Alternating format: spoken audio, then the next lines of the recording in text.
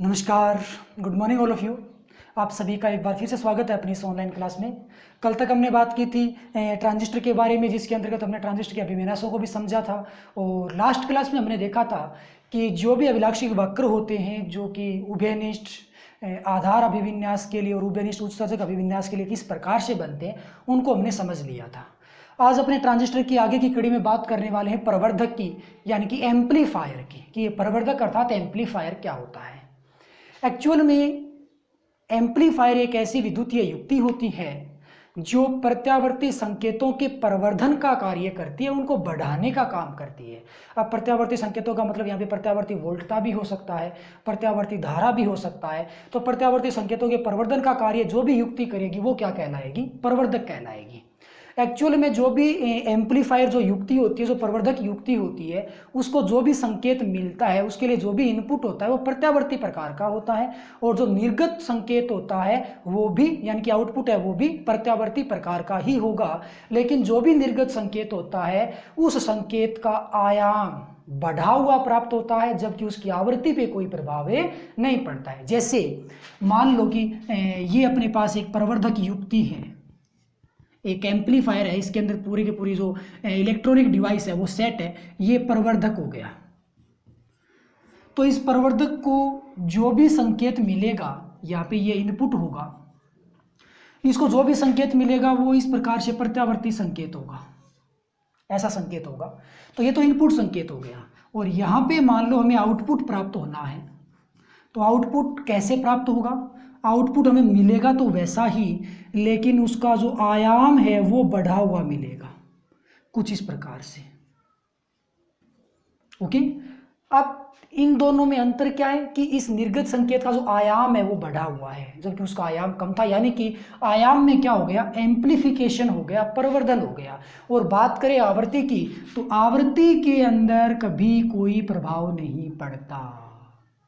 मतलब कि प्रति सेकंड जितनी आवृत्ति पहले थी उतनी ही आवृत्ति अब बनी हुई है। यानी कि एक चक्र पूरा करने में संकेत को जितना समय लग रहा था उतना ही समय अब लगेगा। प्रति सेकंड चक्रों की या कंपनों की संख्या है वो नियत रहेगी, अर्थात आवृत्ति का मान है वो नियत रहेगा, जबकि आयाम है उसमें वृद्धि हो जाती है। तो प्रवर्धन के अंतर्गत होता क्या है कि उस केवल और केवल जो प्रत्यावर्ती संकेत होता है उसके आयाम में वृद्धि होती है। यदि अपने उदाहरण के तौर पर समझने की बात करें तो अपने घर पर जो बूफर सिस्टम होता है, जो एम्पलीफायर होता है, या फिर लाउड स्पीकर समझ लो, या फिर डीजे जिसे हम मोस्टली परिचित हैं सभी, जो डीजे सिस्टम होता है वो क्या करता है?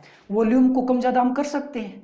तो जो वॉल्यूम कम ज़्यादा करने वाला सिस्टम होता है उसके अंदर एक प्रवर्धक लगा होता है, और प्रवर्धक के रूप में ट्रांजिस्टर का यूज होता है। ट्रांजिस्टर का यूज कैसे होता है उसको भी अपने बात करने वाले हैं थोड़ी देर में। लेकिन वहाँ अपने पास जो एम्पलीफायर है, जो भी डीजे या फिर अपना घर का जो होम थिएटर है, उसके अंदर भी हम देखते हैं वूफर के अंदर आवाज़ कम या ज़्यादा हो सकता है। तो जो भी अपने पास ट्यून चेंज करने का या फिर एम्पलीफाई करने के लिए जो भी स्विच होता है उसको रोटेट करते हैं, एक्चुअली में उसके अंदर में क्या लगा होता है? प्रवर्धक लगा होता है। तो वो क्या करेगा? वो साउंड को कम या ज़्यादा कर देता है, यानी कि उसको वॉल्यूम को बढ़ा सकता है। लेकिन जो प्रवर्धक होता है वो ध्वनि को नहीं बढ़ाता। जो प्रवर्धक होता है वो प्रत्यावर्ती संकेतों को बढ़ाता है, यानी कि या तो प्रत्यावर्ती धारा को बढ़ाएगा या फिर प्रत्यावर्ती वोल्टता को बढ़ाएगा। ध्वनि कैसे बढ़ेगी? एक्चुअल में क्या होता है कि जो प्रवर्धक है वो बढ़ाता तो धारा या वोल्टता को ही है, लेकिन वही प्रत्यावर्ती संकेत ध्वनि संकेतों में परिवर्तित कर दिए जाते हैं। तो सबसे पहले वोल्टता या धारा को इंक्रीज किया जाएगा, फिर वो वोल्टता या धारा स्पीकर के पास जाएगी, स्पीकर उसको कन्वर्ट करेगा ध्वनि संकेतों में, और जो बढ़ी हुई वोल्टता या धारा थी उसके आधार पे जो अपनी ध्वनि प्राप्त होती है वो भी इंक्रीज के रूप में हमें प्राप्त होती है। तो कुल मिलाकर के वो जो सिस्टम होता है वो भी एम्पलीफायर होता है, यानी कि एक प्रकार से प्रवर्धक होता है। अब प्रवर्धक के रूप में किसका यूज होगा? ट्रांजिस्टर का यूज होगा। अब ट्रांजिस्टर कौन सा कौन सा अभिविन्यास काम आएगा ट्रांजिस्टर का? ट्रांजिस्टर में हमने देखा था कि 3 अभिविन्यास होते हैं, उभयनिष्ठ आधार, उभयनिष्ठ उत्सर्जक और उभयनिष्ठ संग्राहक। इंपॉर्टेंट बात, उभयनिष्ठ संग्राहक ट्रांजिस्टर का यूज कभी प्रवर्धन में नहीं किया जाता। किसका नहीं किया जाता? उभयनिष्ठ संग्राहक अभिविन्यास जो होता है उसका यूज कभी भी प्रवर्धक में नहीं होता। बच गए शेष दोनों जो अभिविन्यास है, उन दोनों का ही यूज प्रवर्धक में होता है। लेकिन सबसे ज़्यादा एम्प्लीफिकेशन या प्रवर्धन कौन से विन्यास में होता है? वो होता है उभयनिष्ठ उत्सर्जक अभिविन्यास में। तो उभयनिष्ठ उत्सर्जक अभिविन्यास का सबसे ज़्यादा यूज होता है क्योंकि एम्प्लीफिकेशन ज़्यादा हमें इसके अंतर्गत मिलता है। तो अब अपने बात करने वाले हैं कि उभयनिष्ठ उत्सर्जक अभिविन्यास के अंतर्गत परिवर्तन किस प्रकार से होगा, क्या उसके लिए धारा लाभ बनेंगे, क्या वोल्टा लाभ बनेंगे और क्या शक्ति लाभ बनने वाले हैं। आइए अपने उसकी बात करते हैं। तो अब हम बात करेंगे उभयनिष्ठ उत्सर्जक अभिविन्यास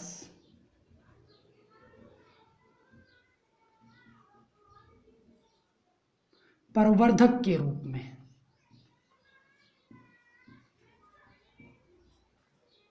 किस प्रकार होगा उसकी अपने बात करने वाले हैं।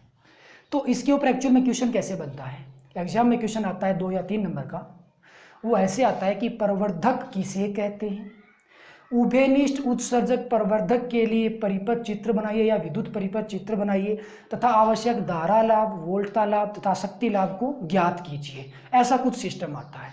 तो सबसे पहले अपने इस विन्यास के लिए हम ट्रांजिस्टर को एक विद्युत परिपथ में अरेंज करेंगे और परिपथ में वो सारी युक्तियां जोड़ेंगे जिससे हमें धारा लाभ मिले, वोल्टा लाभ मिले और एक शक्ति लाभ मिल जाए। एक्चुअल में जो लाभ होता है या जो प्रवर्धन गुणांक होता है, इससे पहले भी हम पढ़ चुके हैं कि ये लाभ या प्रवर्धन गुणांक होता क्या है कि निर्गत संकेत और निवेशी संकेत का जो अनुपात होता है वो प्रवर्धन गुणांक या लाभ होता है। मतलब यदि धारा लाभ की बात करोगे तो निर्गत धारा और निवेशी धारा का अनुपात बन गया, यदि वोल्टा लाभ की बात करोगे तो निर्गत वोल्टा और निवेशी वोल्टा का अनुपात हो गया। इसी प्रकार शक्ति लाभ की यदि आप बात करते हो तो निर्गत शक्ति और निवेशी शक्ति का अनुपात हो जाएगा। तो कहने का मतलब निर्गत संकेत और निवेशी संकेत को ही हम लाभ या फिर प्रवर्धन गुणांक कहते हैं। तो ये बात करते हैं इसकी प्रायोगिक व्यवस्था या विद्युत परिपथ कैसा होगा। सबसे पहले अपने पास उभयनिष्ठ उत्सर्जक अभिविन्यास होना चाहिए।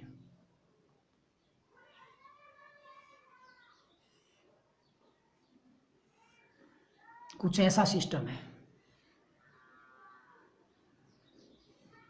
अब ये ट्रांजिस्टर आप एनपीएन या पीएनपी कोई सा भी ले सकते हो। एनपीएन ले लेते हैं। ओके, ये जो पॉइंट होगा वो बी होगा, ये जो पॉइंट होगा वो ई होगा और ये जो पॉइंट होगा वो सी होगा। ई बी संधि के बीच में धारा की दिशा पी से एन की ओर। ये हो गया ट्रांजिस्टर का कंप्लीट प्रत्येक चीज। अब अपने ध्यान रखना परिपथ किसका बनाना है, हमें एक तो धारा लाभ ज्ञात करना है, दूसरा वोल्टता लाभ ज्ञात करना है और तीसरा शक्ति लाभ ज्ञात करना है। और लाभ का मतलब आप समझ गए होंगे, निर्गत बटे निवेशी। जब आप धारा लाभ ज्ञात करोगे तो निर्गत धारा और निवेशी धारा आपके पास होनी चाहिए, अर्थात निर्गत धारा और निवेशी धारा को मापने के लिए युक्ति लगी होनी चाहिए। दूसरी बात, वोल्टा लाभ के लिए निर्गत वोल्टा और निवेशी वोल्टा की जरूरत पड़ेगी, तो निर्गत परिपथ और निवेशी परिपथ में वोल्टा मापक भी लगा होना चाहिए। और शक्ति लाभ एक्चुअल में धारा और वोल्टा से निकल जाएगा। तो सबसे पहले अपने इस परिपथ को पूर्ण करते हैं। तो अपने पास एक यहाँ पे एक बैटरी रखा हुआ है।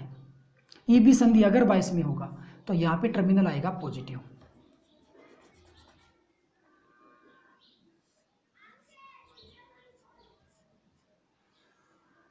कुछ ऐसा सिस्टम है। और मध्यवर्ती भाग को कर दिया यानी कि उभयनिष्ठ को कर दिया ग्राउंडेड यानी कि भूसंपर्कित। अब क्या करोगे, इसको आप यहाँ पे अटैच कर दो, जोड़ दिया बैटरी से। बैटरी का नाम हो जाएगा V, ये B है तो B बन जाएगा। ठीक है जी। अब आगे वाला परिपथ अरेंज करते हैं। क्या करोगे, यहाँ भी अपने पास एक बैटरी लगी हुई है। पश्चिम बाई से करंट देना तो ऊपर वाला टर्मिनल है वो पॉजिटिव आएगा और इसकी वोल्टता का मान थोड़ा ज़्यादा होना चाहिए। ऐसा कुछ सिस्टम हो जाएगा। और इसकी बैटरी का नाम क्या होगा, ये C से कनेक्टेड है तो ये VCC बन जाएगा। और ये यहाँ पे इस प्रकार इसको हमने जोड़ दिया। अब अपने वो सारी युक्तियाँ लगाने वाले हैं जो इनके लिए आवश्यक होंगी दोनों परिपथों में, यानी कि अगर 22 और पश्च 22 में धारा मापक के को हमें लगाना है। अगर 22 में धारा मापक कौन होता है, मिली एमीटर होता है और ये पॉजिटिव ये नेगेटिव। और पश्च 22 में कौन होता है, माइक्रो एमीटर होता है। ये पॉजिटिव बन गया, ये नेगेटिव बन गया। ओके, अब दोनों ही परिपथ में हमें वोल्टता मापक लगाना है। तो वोल्टता मापक के लिए वोल्ट मीटर लगेगा और वो भी हमेशा समांतर क्रम में लगता है। ये वोल्ट मीटर होगा वो किसकी वोल्टता मापेगा, ई और बी के बीच की वोल्टता को मापेगा, तो वी ई बी इसका नाम हो गया। इसी प्रकार निर्गत परिपथ में भी एक वोल्टता मापक चाहिएगा। अब ये किसकी वोल्टता मापेगा, ये ई और सी के बीच की वोल्टता को मापेगा। ऐसा कुछ सिस्टम हो गया। ओके, अब हमें यहाँ पे प्रतिरोध भी संयोजित करने पड़ेंगे, जो कि प्रतिरोध लाभ ज्ञात करने के लिए अपने काम में आने वाले हैं। तो एक तो आप इनपुट में प्रतिरोध ऐड करोगे, यहाँ पे एक प्रतिरोध जोड़ दोगे जिसका नाम दे दोगे आप आर इनपुट, यानी कि निवेशी प्रतिरोध आर आई हो गया। इसी प्रकार से आप यहां भी एक प्रतिरोध जोड़ोगे आर आउटपुट, और इस आर आउटपुट के सिरों पे जो वोल्टता होगी उसको मान लिया आपने कितना, वी नोट। इनपुट के सिरों पे वोल्टता वी आई, यानी कि आर आई के सिरों पे जो भी वोल्टता है वो कितनी होगी, वो मानी जाएगी वी आई। आई यहाँ पे इनपुट के लिए आया है, वी यहाँ पे वोल्टता के लिए आया है। इसी प्रकार से ये वोल्टता है वो आउटपुट की वोल्टता हो गई। ये कंप्लीट अपने पास एक स्ट्रक्चर है जो कि धारा लाभ, वोल्टता लाभ, शक्ति लाभ और चौथा पॉइंट प्रतिरोध लाभ ज्ञात करने के लिए काम आएगा। तो इसमें रटने की कतई आवश्यकता नहीं है। लाभ ज्ञात करने के लिए जो जो युक्तियाँ काम आती हैं उसके आधार पर आप इसमें यहाँ अरेंज करते जाओगे तो सारी की सारी युक्तियाँ अपने आप समझ में आएंगी कि हमें कहाँ पर क्या जोड़ना है। तो ये अपने पास एक परिपथ बन चुका है। अब बात ये करते हैं कि क्या ये उभयनिष्ठ उत्सर्जक अभिविन्यास वाकई में प्रवर्धन करता है और किस प्रकार करता है। तो एक्चुअल में क्या होता है, अच्छा हाँ जी, इसमें धारा की दिशा को रिप्रेजेंट कर देता हूं मैं पहले। ये आई ई की डायरेक्शन है, ई यदि निर्गत है तो बी क्या होगा, आधार धारा प्रवेशित होगी, और सी भी क्या होगी, प्रवेशित होगी। ऐसा कुछ सिस्टम हो गया। ठीक है जी। इंपॉर्टेंट बात कि जो उभयनिष्ठ उत्सर्जक अभिविन्यास जो प्रवर्धक के रूप में काम आता है, उनके निवेशी संकेत और निर्गत संकेत के मध्य कलांतर 180 डिग्री का होता है। मतलब ये हो गया कि यदि निवेशी संकेत इस प्रकार का है तो भाई निर्गत संकेत है ना वो ऐसा मिलेगा, इसके उल्टी वाली साइड से शुरू होगा, यानी कि इसके लिए जो कलांतर का मान आता है वो कितना निकल के आता है, 180 डिग्री होता है। हमेशा ध्यान रखना, एक नंबर का एग्जाम में क्वेश्चन आ सकता है। उभयनिष्ठ उत्सर्जक अभिविन्यास जो कि प्रवर्धक के रूप में काम में आता है, उसके अंदर जो कलांतर होता है वो कितने डिग्री का होता है। तो क्या आंसर होगा, निवेशी और निर्गत संकेतों के मध्य जो कलांतर होगा वो 180 डिग्री का होगा। और प्रवर्धन की प्रक्रिया में कभी भी आवृत्ति में परिवर्तन नहीं होता, जबकि आयाम में परिवर्तन होता है। ओके, तो अब अपनी बात करते हैं कि इसने प्रवर्धन किया किस प्रकार से है। एक्चुअल में क्या होता है कि इस परिपथ में यदि अपने बात करें तो निवेशी धारा कौन सी है, निवेशी धारा IB है। निर्गत धारा कौन सी है, IC है। निवेशी वोल्टता कौन सी है, VEB है। और निर्गत वोल्टता कौन सी है, VEC है। तो निवेशी धारा IB है। आपने ये देखा है, पहले समझा है कि IB का जो मान होता है वो IC की तुलना में बहुत कम होता है। ओके, अब IB को यदि आप अति अल्प बढ़ाते हो तो IC के मान में जबरदस्त वृद्धि होगी, कई गुना IC का मान बढ़ जाएगा। एग्जाम्पल के तौर पे हमने समझा था कि IB 5 इलेक्ट्रॉन के कारण, तो फिर ये बन जाएगा 95 इलेक्ट्रॉन के कारण। कब, जब हमने ट्रांजिस्टर की क्रियाविधि को समझा था। तो लगभग ये 19 गुना 20 गुना अपने एग्जाम्पल के तौर पे, हालांकि ये 40 50 60 गुना तक भी हो सकता है। कहने का मतलब यदि IB का मान 1 है तो IC का मान 60 तक जा सकता है। यदि IB का मान 50 है तो इसको आप 60 से मल्टीप्लाई कर लो, 40-50 से मल्टीप्लाई कर लो। कहने का मतलब कि IC का जो मान होता है वो IB की तुलना में बहुत ज़्यादा होता है। तो यदि आप यहाँ पे अति अल्प इनपुट भी देते हो, यानी कि IB का मान बहुत कम है, तो भी IC का मान हमें अधिक प्राप्त होगा। और यदि हम प्रत्यावर्तन निवेशी संकेत को थोड़ा सा भी बढ़ा दें, अति अल्प भी बढ़ा दें, यानी कि IB का मान बहुत कम बढ़ा दें, तो आईसी का मान बहुत ज़्यादा यानी कि कम से कम 15, 20, 25 या 50 गुना तक बढ़ जाता है। कहने का मतलब ये हुआ कि निर्गत संकेत जो हमें प्राप्त होता है वो निवेशी संकेत में परिवर्तन के सापेक्ष बहुत ज़बरदस्त तरीके से हमें प्राप्त होता है, बहुत बढ़ा हुआ यानी कि प्रवर्धित मान हमें प्राप्त होता है। और एक्चुअल में वो होता क्यों है? क्योंकि जो भी हमने निवेशी संकेत दिया है वो किसको प्रदान किया है? ट्रांजिस्टर को। और ट्रांजिस्टर हमें क्या करेगा? कई गुना बढ़ा करके हमें संकेत प्रदान करेगा। इसका मतलब उभयनिष्ठ उत्सर्जक अभिविन्यास ने क्या कर दिया है? संकेत का प्रवर्धन कर दिया है। अब इस प्रवर्धन की प्रक्रिया के अंतर्गत हमें सबसे पहले देखना है धारा लाभ को।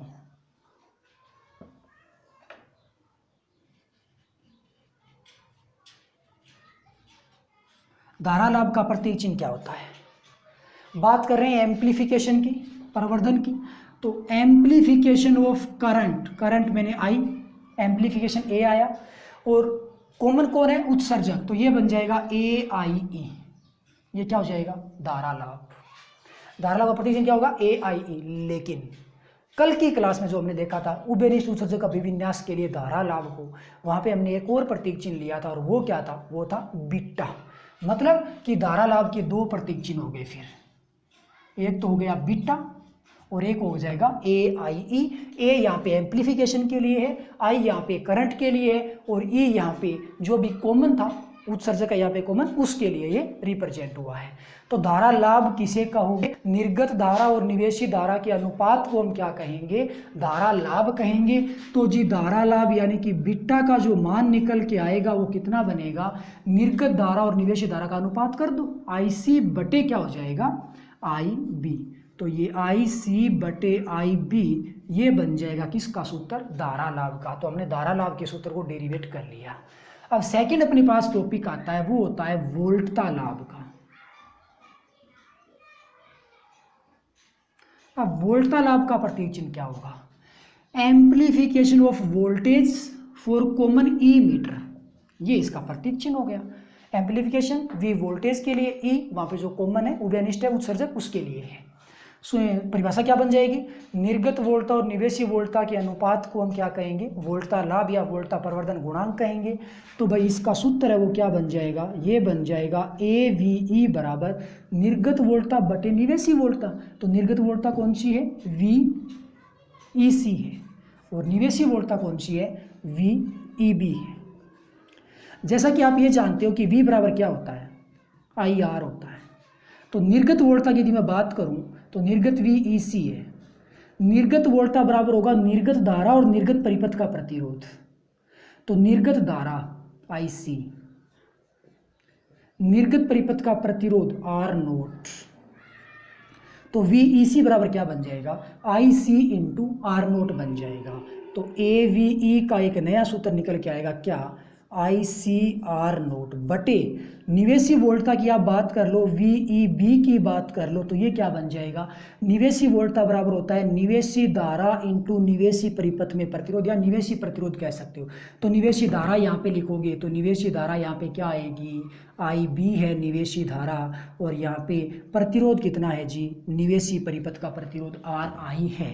तो वी ई बी बराबर क्या होगा? I B into R I, I B into R I, ये बन गया।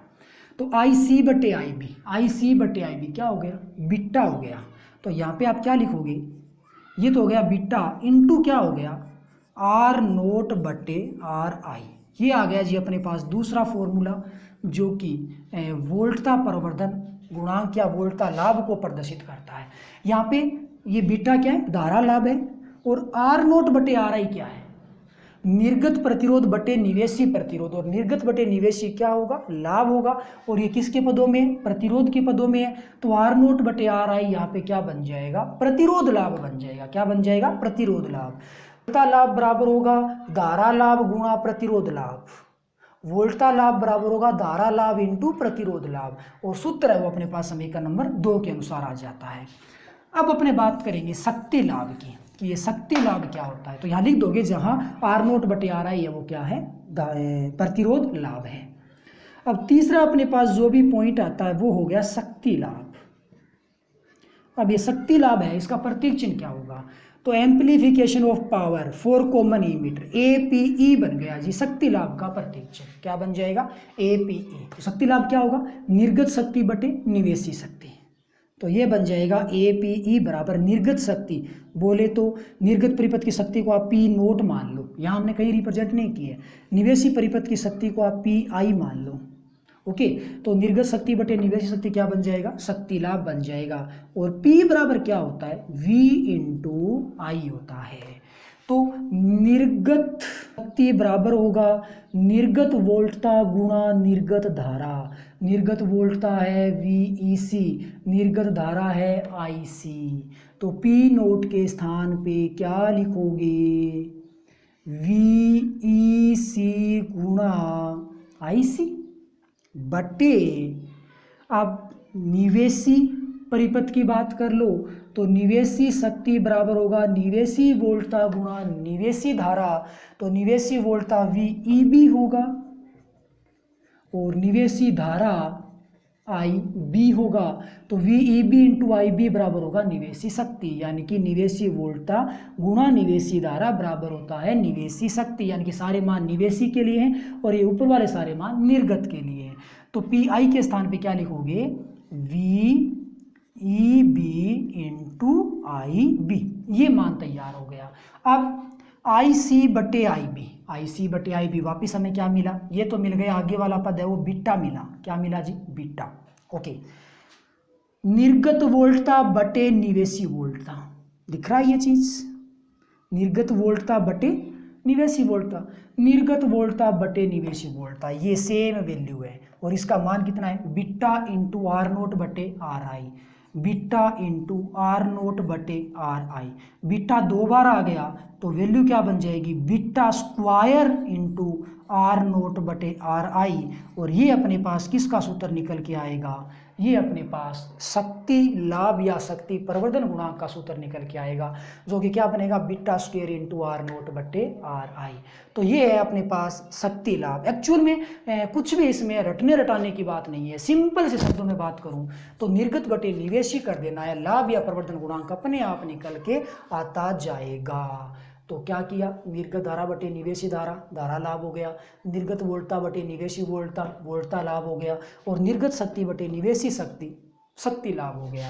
और यहाँ पे हमने 2 अलग फॉर्मूले यूज किए, एक तो यूज किया था V बराबर IR का, उसके आधार पे हमने वोल्टताओं के मान रखे, और दूसरा हमने शक्ति वाला सूत्र यूज किया था कि P बराबर V इंटू आई होता है, उसके आधार पे ये सारी वैल्यूज है वो निकल के आ जाती है। और यहाँ पे वो क्वेश्चन आप इंपॉर्टेंट याद रखोगे, इसके मध्य जो कलांतर होता है निवेशी और निर्गत संकेतों के मध्य, वो कितने डिग्री होता है, 180 डिग्री का होता है। अब ये बात होगी अपने प्रवर्धक के लिए। अब अपने कल लौटेंगे एक नए टॉपिक के साथ। आज के लिए बस इतना ही। Okay, bye, thank you.